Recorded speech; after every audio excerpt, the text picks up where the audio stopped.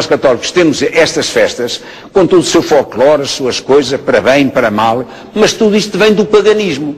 Olá, aqui quem fala é o Davi, seja muito bem-vindo ao nosso humilde canal e me permita colocar meu para-brisa, porque como vocês estão vendo aí, tem uma luz bem forte na minha cara e eu não quero ficar cego até o final desse vídeo, família. Então, seguinte, família, eu preparei esse vídeo especialmente para vocês, porque estamos chegando aqui na Semana Santa, né? E é uma época que é muito querida por todos os cristãos e é uma data realmente especial, porque ela faz homenagem àquela época que Deus tirou o povo da servidão, da escravidão lá no Egito. O povo foi, Deus foi e livrou aquele povo ali que não tinha mais futuro nenhum, né? O futuro deles era ser escravo pelos restos da vida deles e da descendência deles. Então Deus se compadeceu daquele povo e os livrou. E em agradecimento tinha esse período, se eu não me engano, era de 30 dias, família, me perdoe se eu estiver errado, e que as pessoas se reuniam em Jerusalém e ficavam ali por 30 dias, rezando, jejuando, tentando de alguma forma agradecer a Deus por tudo que ele fez, tá certo? E inclusive a gente vê na Bíblia que o nosso Cristo, o nosso Messias, gostava muito dessa data. Inclusive quando ele era pequeno ele sumiu, né, por lá, porque ele ficou ensinando no templo as pessoas. E os pais ficaram doidos procurando ele ali, cadê ele, cadê ele? E ele até disse, quando disseram, mas rapaz, você sumiu, ele disse, não, por que me procuraram? Não sabia que eu estava na casa de meu pai? Então, de fato, é um feriado que até Cristo gostava. Infelizmente, como você ouviu o próprio padre falando, o sistema, esse terrível sistema dominador, ele paganizou o próprio cristianismo. Ou seja, como o padre falou, ele cristianizou tudo que era pagão. E eu digo também que paganizou tudo que era cristão. E a Páscoa é um bom exemplo disso. Você pode olhar para esse bichinho, que é um dos meus favoritos, né? Até o povo dizia, ih, rapaz, isso é animal de estimação de viado. O povo aqui é preconceituoso, viu, velho, em Pernambuco. E eu também sempre gostei de criar coelhos, família. Eu tinha dois. Tinha um igualzinho esse aí que você tá vendo aí. Eu acho que o meu era Coelhudo, o nome dele, e o outro era Cenoura. Um era Coelhudo porque ele tinha uns testículos bem grandes, aí pra não chamar Coelhudo ficou Coelhudo, e aí ficou assim.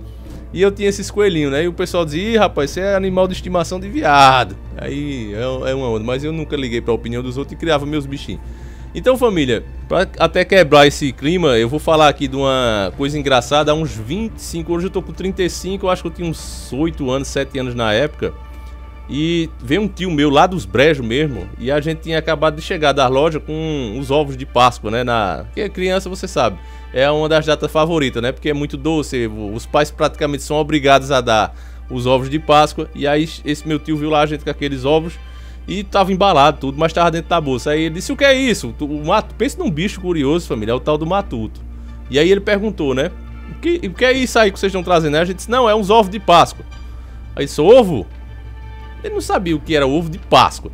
Esse ovo de Páscoa, aí ele olhou assim. Aí a gente disse, aqui, aí mostra uma bolsa sem abrir, lógico. Ele não sabia que era de chocolate. Aí ele disse, e que bicho é que bota esses ovos? Aí a gente disse, é os coelhos. Aí ele disse, oxe, coelho não bota ovo não, e se botasse um desse tamanho morria.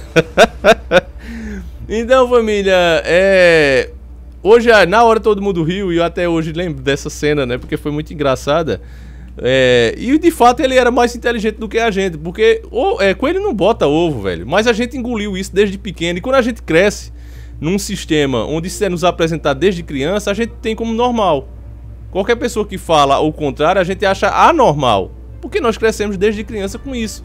Então hoje, quando eu penso, né, naquele questionamento que fez, coelho não bota ovo, e se botasse desse tamanho morria, realmente ele estava certo, família. E a gente nunca para pra pensar, nós, né, que se dizemos tão inteligentes, tão ligados, porque às vezes moramos na cidade, né, e às vezes achamos que temos um pouco mais de conhecimento do que o pessoal do sítio, e eu vejo que não, porque por eles estarem fora do sistema, né, mais fora do sistema do que nós, se alimentam inclusive até melhor, eles vê coisas que nós não vemos e até rimos, né? Então por isso, pensando nisso e me lembrando disso, eu preparei esse vídeo onde você vai ver de fato onde vem essa história de ovo da Páscoa, o que o coelho realmente representa e por que Constantine, né, colocou isso no cristianismo. Então, como não há tempo a perder, pega agora mesmo seu ovo de Páscoa não, velho. O ovo de Páscoa pega o seu bacalhau e vamos iniciar o nosso quadro.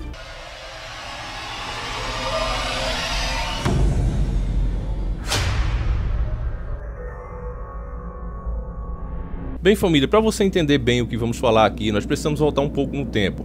Vamos voltar mais precisamente à época de Roma, à época de Constantine.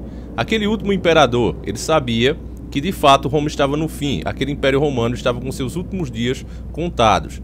o cristianismo cada vez crescia mais e ganhava mais adeptos pelo mundo todo. As pessoas viam que, de fato, todos aqueles ensinamentos só podiam vir do Filho de Deus. Então, cada vez mais ele crescia, enquanto o Império Romano caía. Então, como qualquer rei faria, qualquer imperador faria, qualquer governante, ele tomou a decisão correta, que foi, supostamente, aderir ao cristianismo. Com aquela história, se não pode com ele, junte-se a ele. O que Constantino fez foi realmente uma jogada de mestre.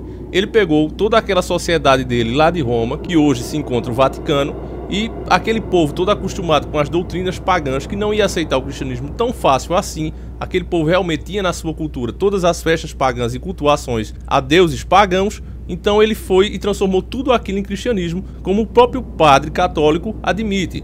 Tiveram a sua liberdade, depois do Constantino, começaram a cristianizar tudo aquilo que era pagão. As festas pagãs, nós somos fruto de imensas festas pagãs. Portanto, cristianizamos as festas pagãs. De fato, foi isso que foi feito. Como agora, por exemplo, se você pegar e falar para as pessoas, olha, vamos acabar com o carnaval, as pessoas não vão aceitar, porque elas não sabem nem de fato o que comemora-se no carnaval, mas elas sabem que é um tempo de feriado. Da mesma forma, naquela época, as pessoas gostavam dos feriados, gostavam das festas, elas já tinham isso na sua cultura. Então elas aceitaram de muito bom grado quando disseram, não, agora é para os cristãos, e saiu uma festa cristã. E Constantino, de fato, foi muito esperto, foi uma jogada de mestre, porque ele uniu dois feriados para dar um nó na cabeça das pessoas. Ele pegou a Páscoa judaica, que já era comemorada durante os 30 dias, onde eles comiam ervas amargas e rezavam e jejuavam para o Criador, e juntou com o cristianismo, formando um novo feriado, que é essa Páscoa que se tem. Bom, irmão, agora que você sabe a história, você sabe o porquê que as pessoas aceitaram. Elas estavam de fato acostumadas com o feriado e queriam continuar comemorando.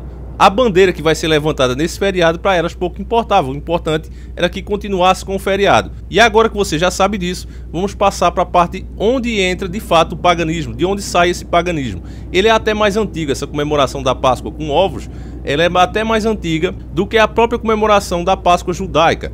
E você vai ver isso agora. Observe bem essa deusa aí, ó.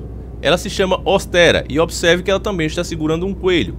Páscoa é o anúncio da Lux Gloriam, que chega para acabar com as trevas do inverno.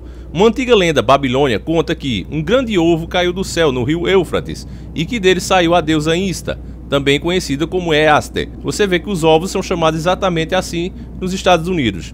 Milênios antes da Páscoa cristã ser festejada, alguns como os babilônios já celebravam o retorno da deusa da primavera, segurando um ovo em sua mão enquanto observavam um coelho, o símbolo da fertilidade, pulando alegremente em redor de seus pés. O ovo que Ostera carrega e a Páscoa são antigos símbolos anímicos da chegada da primavera boreal, que no hemisfério norte começa no dia 21 de março, e que traz a esperança de uma boa safra no hemisfério norte. Embora os ovos e as sementes sejam zigotos e só se formam após a fertilização, uma unidade de matéria viva que existe de maneira independente e não há a origem da vida, e muito menos a origem do universo. Até porque, para gerar o ser para o qual está programado, o ovo ou o óvulo primeiro precisa ser fecundado. Como os ovos fertilizados contêm um embrião com uma fascinante capacidade de vir a se tornar um novo ser, os celtas, os gregos, os egípcios, os fenícios e até os chineses e vários povos antigos achavam que os ovos e as sementes eram os criadores da vida e que o mundo teria nascido de algum ovo milagroso. Em várias lendas, o ovo cósmico teria aparecido depois de algum caos. Na Índia, por exemplo, uma gansa de Ommihansa, um espírito considerado o sopro divino, teria posto e chocado o ovo cósmico na superfície das águas primordiais. E, ao se dividir em duas partes, o ovo cósmico deu a origem ao céu e à terra, pois, simbolicamente, o céu seria a parte leve do ovo, a clara, e a terra seria a parte mais densa, a gema. Então, meus caros irmãos, você vê aí claramente que, até se você esquecer todas essas lendas, se você olhar para o animal, o coelho, você vê que ele é um animal sem grandes capacidades. A única capacidade que o coelho tem, e que é exatamente isso que garante que ele existe na natureza até hoje, é a capacidade de se reproduzir. O coelho, ele consegue ter muitos filhotes, ele vive, nhanhando. Então você vê que isso não tem nada a ver, é até uma blasfêmia, comparar esse animal com o cristianismo, com o nosso Criador. É totalmente absurdo, meus irmãos. Isso de fato é uma grande profanação. E o pior de tudo, meus irmãos, é que justamente as pessoas que deviam nos instruir, que são os pastores, que são os padres, tanto os protestantes como o catolicismo e todas as outras, eles, ao invés de mostrarem a verdade para você, em vez de mostrar a realidade, eles continuam compactuando com isso e nos enganando, porque de fato o cristianismo é uma coisa simples e espiritual e pura. Se eles ensinarem de fato como está ali, não vai ter feriado para ganhar dinheiro, não vai ter época para as pessoas se animarem e dar mais dinheiro para as igrejas. Então eles não passam a verdade para você, embora muitos saibam dessa verdade. Como esse padre que vem aí e diz, olha, tudo isso aí é paganismo, vamos falar a realidade. São poucos líderes religiosos que têm a coragem de fato de dizer isso. Os chamados irmãos de Jesus, os parentes, vêm porque ele era doido. Lá em Nazaré diziam que ele era doido, e ele era doido. Para o tempo de então ele era doido. Andava para ali a pregar o reino de Deus com homens, só com homens, o reino de Deus, a comer com os desgraçados, com os pobres, a não sei o quê, a curar aquela gente, a dar-se com toda a gente, a comer com toda a gente, portanto a fugir a tudo aquilo que era, diríamos, lei identitária dos judeus. Não se podia comer nem com este nem com aquele, não se podia sentar à mesa com o não-judeu. Ele sentava-se à mesa com não-judeus, ele andava com as mulheres, não distinguia homem e mulher. Portanto, isso é uma revolução completa. Esta foi a primeira grande revolução dele, foi deixar a própria família. Fez uma grande revolução, toda a gente sabe, aquela revolução que ele fez lá no templo, exatamente. E aqui não foi a brincar.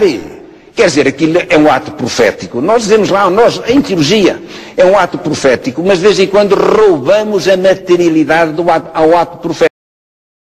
A maioria prefere dançar conforme a música e se aproveitar da situação. O coelho, o simples fato de você receber um ovo desse de Páscoa ou você dar às pessoas, você está blasfemando contra o Criador.